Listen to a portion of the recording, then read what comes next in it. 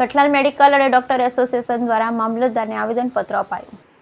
Calcutta medical કોલેજમાં junior doctor સાથે થયેલ જનધન્ય કૃત્યને લઈ સમગ્ર દેશમાં રોષ જોવા મળી રહ્યો છે અને આવું કૃત્ય કરનારને ઝડપી પાડી વહેલીમાં તકે કડક સજા કરવામાં આવે તેવી લાગણી સમગ્ર દેશમાં જોવા મળી છે. સમગ્ર મામલે ડોક્ટર દ્વારા એક દિવસની હડતાલનું એલાન કરવામાં આવ્યું ત્યારે કઠલાલ મેડિકલ ડોક્ટર એસોસિએશન દ્વારા મામલતદાર કઠલાલ કચેરી ખાતે આવેદનપત્ર આપવામાં આવ્યું, જેમાં જનધન્ય કૃત્ય કરનારને કડકમાં કડક સજા આપી પીડિતાને વહેલી તકે ન્યાય આપવો તેમજ ડોક્ટર સુરક્ષા માટે બનાવેલ કાયદાનો અમલ કેવી રીતે કરવો, ડોક્ટરો ચિંતા વગર ટ્રીટમેન્ટ કરી શકે તેવું વાતાવરણ બનાવવું જેવા મુદ્દાઓને લઈ આવેદનપત્ર આપવામાં આવ્યું હતું.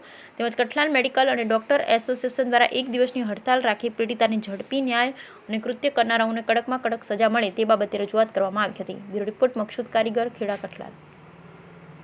કઠલાલ મામલતદાર કચેરીમાં આવેદન આપવાનું મુખ્ય કારણ કે આજે જે કલકત્તામાં આરજી મેડિકલ કોલેજમાં જે એક junior doctor lady junior doctor જોડે અમાનવીય કૃત્ય કરવામાં આવ્યું છે અને જધન્ય અપરાધ કરવામાં આવ્યો છે, એની વિરુદ્ધમાં અમે આ આવેદનપત્ર આપીએ છીએ.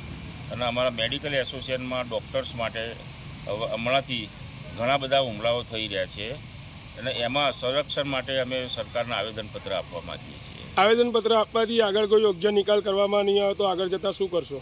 વધુ આંદોલન ઉગ્ર કરવામાં આવશે અને એમાં આખા ઇન્ડિયાના મેડિકલ એસોસિએશનનો સાથ સહકાર.